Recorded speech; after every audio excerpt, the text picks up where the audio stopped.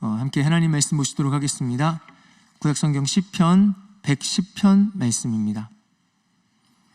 시편 110편 말씀입니다. 시편 110편 1절에서 3절 세 절 말씀이기 때문에 우리 같이 한 목소리로 맞추어서 좀 천천히 함께 말씀 봉독하도록 하겠습니다. 1절에서 3절 말씀입니다. 여호와께서 내 주에게 말씀하시기를 내가 네 원수들로 네 발판이 되게 하기까지 너는 내 오른쪽에 앉아 있으라 하셨도다. 여호와께서 시온에서부터 주의 권능의 귤을 내보내시리니 주는 원수들 중에서 다스리소서. 주의 권능의 날에 주의 백성이 거룩한 옷을 입고 즐거이 헌신하니 새벽 이슬 같은 주의 청년들이 주께 나오는도다. 아멘. 이 새벽에 무엇보다 하나님 말씀 앞에 먼저 나오고 기도의 자리로 먼저 나오는 모든 성도님들 안에 하나님께서 주시는 놀라운 말씀의 은혜와 말씀의 역사가 하늘 가운데 충만하시기를 주의 이름으로 축원드립니다. 오늘 본문 말씀은 굉장히 익숙하면서도 익숙하지 않은 말씀입니다. 여러분, 새벽 이슬 같은 주의 청년들이 주님 앞에 나오는도다. 많이 들어본 아마 찬양의 가사이실 것입니다. 그리고 우리가 많은 사람들에게 늘 예배 때마다 우리의 목소리로 그렇게 고백하는 사도신경의 내용도 사실 오늘 말씀에 드러나고 예수님께서 예수님 자신을 그리스도라고 드러내시는 그런 말씀으로 신약에 인용된 말씀이기도 합니다. 그래서 어디선가 들어본 듯한 말씀이라는 생각이 드실 수도 있습니다. 그런데 오늘 시편 110편을 준비하면서 또 여러 가지 자료들을 찾아보면서 알게 된 것은 수많은 학자들 사이에서 오늘 이 시편 110편 말씀에 대한 해석들이 분분하게 갈린다는 것이었습니다. 어떤 사람도 이것이 정답입니다 라고 이야기하지 못하고 각자의 관점들을, 다양한 의견들을 내놓는, 그래서 어떤 학자는 그렇게 이야기하기까지 합니다. 성경에서 가장 해석하기 어려운 그러한 말씀 중에 하나가 시편 110편이다 라고 이야기하는 사람까지도 있습니다. 저도 그렇게 말씀을 열심히 살펴보다가 어떤 결론을 이루게 되었습니다. 내가 다 이해할 수 없을 수도 있겠다라는 생각을 하게 되었습니다. 이 말씀을 어떻게 이해해서 어떻게 설명하지라고 열심히 말씀을 살펴보고 있었는데 관점을 바꾸기로 했습니다. 어떻게 이해하지라는 관점에서 어떻게든 내게 주시는 음성을, 내게 주시는 말씀을 들어야겠다라는 방향으로 관점을 바꾸고 나니까 오늘 말씀이 훨씬 더 다가오기 시작했습니다. 그리고 문득 예전에 들었던 어떤 목사님이 하신 이야기가 떠올랐습니다. 그 목사님이 그렇게 얘기하셨었습니다. 하나님 말씀은 비 맞아도 복이 된다. 여러분, 우리 하나님 말씀은 스쳐만 지나가도 하나님 주시는 놀라운 복이 우리 가운데 임하게 될 줄 믿습니다. 간절히 바라기는 오늘 말씀이 우리 삶에 그렇게 생각지도 못한 기대 이상의 놀라운 은혜로, 복으로 임하는 저와 여러분들 되기를 주의 이름으로 축원드립니다. 먼저 1절 말씀을 살펴보면 우리가 예배 때마다 고백하는 사도신경의 구절이 떠오르는 그러한 말씀입니다. 1절 이렇게 말씀합니다. 여호와께서 내 주에게 말씀하시기를 내가 내 원수들로 네 발판이 되게 하기까지 너는 내 오른쪽에 앉아 있으라 하셨도다. 여러분, 사도신경을 우리가 고백할 때 예수님께서 어디에 앉아 계시다가 오신다고 고백합니까?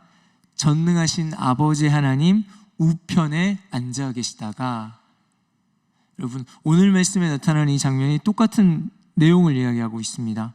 하나님이 말씀하시는 겁니다. 너는 내 오른쪽에 앉아 있으라. 오늘 본문 말씀에 여호와 하나님께서 내 주에게, 우리 주님 예수 그리스도께 주시는 말씀이라고 저는 이 말씀을 받았습니다. 그래서 하나님께서 우리 예수님께 말씀하시는 겁니다. 너는 내 오른편에 앉아 있어라 라고 말씀하시는 장면입니다. 여러분, 오른편이 어떤 의미일까요? 우리가 흔히 사용하는 표현들을 한번 떠올리면 좋겠습니다. 야, 너는 내 오른팔이야. 내가 이 자리에 올라갈 때 내가 너를 꼭 내 오른편에 앉혀줄게. 여러분, 오른쪽은 그냥 왼쪽의 반대 그런 뜻이 아닙니다. 오른쪽은 나와 가장 가까이 있는, 그리고 내게 가장 중요한 자리가 오른쪽입니다.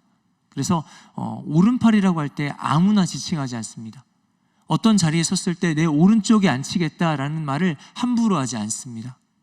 가장 친밀하고 가장 가까운 자리가 바로 이 오른쪽에 있는 오른편입니다. 그래서 하나님께서 예수님을 그 오른편에 가장 친밀하고 가장 가까운 자리에 머물러 있어라 말씀하시는 장면입니다. 그렇다면 오늘 이 말씀을 통하여서 우리는 성부 하나님과 그리고 성자 예수님의 가장 친밀한 관계를 볼 수 있습니다. 우리는 이 말씀을 어떻게 받아야 할까요? 하나님께서 예수님에게 너는 내 오른편에 가장 친밀한 그 자리에 머물러 있으라 말씀하셨다면, 그러면 우리도 그렇게 주님 앞에 딱 붙어 있으라는 말씀인 줄 믿습니다. 더 가까이, 더 친밀하게 하나님과 늘 함께하고 동행하는, 교제하는 그 관계하는 자리에 머물러 있으라는 말씀입니다. 우리는 세상을 워낙 열심히 사랑하는 것에 익숙해져 있습니다. 참 치열하게 살아갑니다. 그러다 보니까 하나님과의 관계에서도 착각을 할 때가 많습니다. 어떤 일을 열심히 해야 된다고 생각합니다. 어떤 일을 잘 해내야 된다고 생각합니다. 그래서 그런 부담감에 막 끙끙대실 때가 많습니다. 구역장을 해달라고 요청을 드릴 때 사실은 그런 마음의 부담감들을 크게 안으시는 것 같습니다. 내가 이걸 어떻게 하지? 이거 잘해야 될 텐데 내가 할 수 있을까? 하는 마음에 사실은 걱정하고 염려하고 부담감을 가지십니다. 근데 오늘 하나님 말씀하시는 것은요, 오른편에 앉아 있으라고 말씀하십니다. 하나님과의 그 친밀함의 자리에 머물러 있으라고 말씀하십니다. 가장 중요한 것은 붙어 있는 것인 줄 믿습니다. 하나님과 가장 친밀하고 가까운 자리에 머물러 있는 것인 줄 믿습니다. 그 관계 안에 있는 것. 그래서 항상 목사님 강조하시는 말씀 중에 포도나무와 가지의 비유가 동일합니다. 포도나무에 붙어 있는 것이 초점입니다. 그렇다면은 사실은 우리 안에 있는 걱정과 염려가 아직은 사실은 조금 더 남아 있을 것 같습니다. 그래도 정말 붙어 있기만 하면 될까요? 그래도 일은 진행이 돼야 하지 않을까요? 우리 안에 솔직하게 드는 염려고 걱정입니다. 그런데 그렇게 염려되는 사람들을 위해서 오늘 성경 말씀은 그 부분까지 확실하게 말씀하고 계십니다. 1절 다시 한번 봅니다. 여호와께서 내 주에게 말씀하시기를 내가 네 원수들로 네 발판이 되게 하기까지 너는 내 오른쪽에 앉아 있으라. 오른쪽에 앉아 있으라고 말씀하셨습니다. 그런데 언제까지요? 네 원수들로 네 발판이 되게 하기까지, 그런 완전한 승리를 주시기까지 너는 내 오른편에 앉아 있으라. 근데 이 말씀을 누가 하셨는가를 집중해서 보시면 좋겠습니다. 누가 원수들을 내 발판이 되도록 만들어 주십니까? 오늘 말씀에 내가 하신다고 합니다. 다시 말해서 여호와 하나님께서 그 일을 이루시겠다고 합니다. 내가 할 거야. 그러니까 너는 내 옆에 머물러 있어라 말씀하시는 내용입니다. 사람들이 내가, 그러니까 오늘 말씀의 내가는 우리 하나님이 하시는 거지만 사람들은 내가 해야 된다고 생각합니다. 내가 뭔가 잘해야지, 내가 뭔가 좀 열심히 하고 내가 뭔가 좀 기술적으로 잘 공교하게 그렇게 일을 진행해야지라고 생각을 합니다. 그런데 오늘 성경 말씀에서는 네가 하는 것이 아니라 내가 하신다고, 하나님께서 하신다고 말씀합니다. 여호와께서 그 일을 하신다고 말씀합니다. 그리고 우리에게 한 가지 강조하시는 것은 너는 내 우편에 앉아 있어라 말씀하십니다. 하나님과의 친밀한 그 자리에, 하나님과 깊이 관계하는 그 자리에 머물러 있어라. 그러면 원수에 대한 일들은 하나님이 책임진다는 것입니다. 하나님께서 대신 싸우시겠다는 것입니다. 여러분, 이스라엘 백성들이 광야에서 아말렉과 전쟁을 할 때 그 장면에서 사실은 이스라엘 백성들과 아말렉 그 백성들과의 전쟁은 상대가 안 되는 싸움이었습니다. 아말렉은 전쟁에 능한 백성들이었습니다. 이스라엘 백성들은 전쟁이랑은 아예 관계도 없는 그런 삶을, 노예로 살아가는 그런 삶을 살다가 광야로 나온 그런 이스라엘 백성들이었습니다. 누가 봐도 누가 이길지 답이 뻔하게 나오는 그런 싸움과 전쟁이었습니다. 그런데 모세가 하나님 앞에 기도하기 시작합니다. 그리고 여호수아는 그 전쟁에 나가서 싸우기 시작합니다. 여러분, 어디서 이 전쟁의 승패가 결정되는지 기억하십니까? 모세가 기도하는 자리에서 이 전쟁의 승패가 결정되었습니다. 하나님 앞에 나가서 하나님과의 친밀함 앞에 주님 앞에 기도하고 간구하고 주님 앞에 머물러 있을 때 그 자리에서 이 전쟁의 승패가 결정이 난 줄 믿습니다. 모세가 기도할 때 이 싸움을 하나님께서 승리하게 하여 주셨습니다. 여러분, 하나님과 관계만 되면요, 하나님과의 그 친밀한 관계만 되면은 이 싸움을 하나님이 대신 싸우신다는 것입니다. 여러분, 주보에 광고가 나갔겠지만은 알바니아 해외 선교가 이제 그 모든 준비 과정이 시작되었습니다. 그런데 여러분, 한 가지 좀 위험한 점이 있습니다. 알바니아 해외 선교를 가는 담당 목사가 그 박호근 목사라고 불안불안한 목사가 한 명 있습니다. 이 박호근 목사가 해외 선교 담당인데, 선교 담당 목사가 선교를 갔던 경험이 언제인가 대충 짚어봤더니 대략 20년 전입니다. 대학생 때. 기억이 잘 안 납니다. 그래서 아마 저희 팀원들 알 겁니다. 제가 이제 그 모임을 할 때 잔뜩 긴장을 하고 힘이 바짝 들어가 있는 모습을 아마 알지도 모르겠습니다. 그런데 여러분, 하나님이 하신다는 이 말씀을 동일하게 저에게도 주신 줄 믿습니다. 하나님과의 친밀함 안에서, 우리 모든 선교팀이 하나님과의 친밀함 안에 머물러 있을 때에 하나님께서 그 선교지에 가서 이루어야 될 모든 일들, 그 모든 영적 전쟁과 싸움들을 주께서 싸우실 줄 믿습니다. 여러분, 이를 위해서 좀 같이 기도해 주시기를 꼭 부탁드립니다. 동일하게 우리의 삶에도 마찬가지입니다. 하나님께서 우리가 하나님과의 친밀한 자리에 붙어 있을 때, 그 오른편에 머물러 앉아 있을 때 주님께서 싸우십니다. 우리의 싸움은 우리의 싸움이 아니라 주께서 싸우시는 주의 싸움이 될 줄 믿습니다. 이제는 2절로 넘어갑니다. 원수들이 이미 우리의 발판이 될 만큼 하나님께서 우리의 그런 승리를 주셨습니다. 원수들은 제압되었습니다. 그런데 그냥 원수를 이긴 것으로 끝나는 것이 아니었습니다. 2절은 이렇게 말씀하고 있습니다. 여호와께서 시온에서부터 주의 권능의 귤을 내보내시리니 주는 원수들 중에서 다스리소서.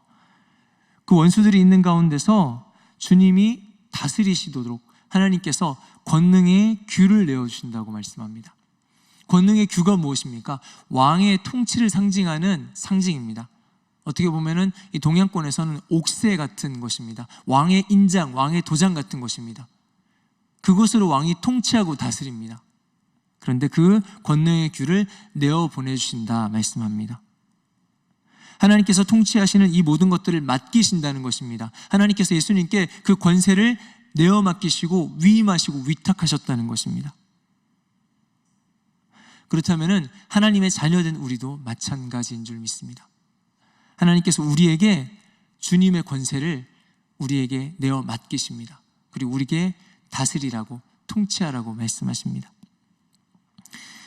마태복음 28장에 이렇게 말씀합니다. 예수께서 나와 말씀하여 이르시되 하늘과 땅의 모든 권세를 내게 주셨으니 그러므로 너희는 가서 모든 민족을 제자로 삼아 아버지와 아들과 성령의 이름으로 세례를 주고 내가 너에게 분부한 모든 것을 가르쳐 지키게 하라. 볼지어다 내가 세상 끝날까지 너희와 항상 함께 있으리라 하시니라. 아멘. 주님이 그 권세를 받으셨습니다. 그러면 주님만 권세를 가지고 계신 것이 아니라 사실은 그 권세를 우리에게 위임하셔서 가서 아버지와 아들과 성령의 이름으로 세례를 베풀라고 말씀하십니다. 그 권세가 우리에게 위임된 줄 믿습니다. 그렇게 우리 하나님의 권세를 주시고 우리로 다스리라 말씀하십니다. 하나님께서 창세기에 사람을 처음 지으셨을 때 생육하고 번성하라고 말씀하십니다. 그리고 모든 생물을 다스리라 말씀하십니다. 또한 창세기 4장에 이렇게 말씀합니다. 우리가 어떻게 다스려야 할 것인가에 대해서 말씀하는데요, 창세기 4장에는 죄가 너를 원하나 너는 죄를 다스릴지니라 말씀합니다. 로마서 12장에 이렇게 말씀합니다. 악에게 지지 말고 선으로 악을 이기라 말씀하십니다. 하나님 우리에게 다스리라고 말씀하시고 통치권을 위임하셨는데요, 그 위임한 것을 가지고 우리가 어떻게 다스릴 것인가? 하나님 주시는 하나님의 선으로, 하나님의 그 권세로 이 땅을 다스리라는 것입니다. 세상의 사람들은 자기의 권세를 가지고 다스리려고 합니다. 자기의 권위, 자기의 지위, 자기의 힘, 자기의 어떤 능력을 가지고 다른 사람들을 다스리려고 합니다. 그런데 하나님이 우리에게 다스리라고 말씀하실 때는 하나님의 권세, 하나님의 선하신 것 가지고 이 땅을 다스리게 하시는 줄 믿습니다. 그래서 그곳에 하나님의 권세를 가지고 다스리는 그곳에 하나님의 통치가 임합니다. 하나님의 권세를 가지고 우리가 다스려가는 그 자리에, 우리의 삶의 자리에 하나님의 나라가 임하게 되는 줄 믿습니다. 그래서 우리가 오늘 말씀처럼 간구합니다. 주는 원수들 중에서 다스리소서. 하나님, 우리가 있는 곳, 내가 사는 이 땅을 하나님이 통치해 주세요. 나의 삶을 하나님 다스려 주세요. 이것이 곧 우리의 사명이고 우리의 기도인 줄 믿습니다. 여러분, 우리 앞에 원수가 있으십니까? 우리 앞에 어떤 문제가 있으십니까? 그렇다면 우리는 그 원수를 가지고 이 원수를 어떻게 상대해야 되지? 이렇게 할까 저렇게 할까 고민하십니까? 이 문제를 내가 이렇게 해결해야 되나 저렇게 해결해야 되나 고민하십니까? 오늘 말씀에 우리 앞에 원수가 있을 때 그 문제를 해결할 것이 아니라 하나님의 통치하심을 구하는 저와 여러분들 되시기를 바랍니다. 모든 문제와 상황 가운데 하나님이 통치하시고 다스려 주시도록 하나님을 구하시는 저와 여러분들 되시기를 원합니다. 결국 이어집니다. 앞에 하나님과의 친밀함에 대해서, 주님 우편에 앉아 있는 것에 대해서 말씀하셨습니다. 그리고 주님 우편에 앉아 있을 때 주님께서 우리의 삶을 통치하십니다. 하나님께서 우리의 삶을 통치하실 때 우리 삶에 하나님 나라가 이루어집니다. 그렇게 하나님께서 우리를 사용하시고 우리와 동행하시고 함께 일하시기를 원하시는 줄 믿습니다. 이제 3절 말씀을 봅니다.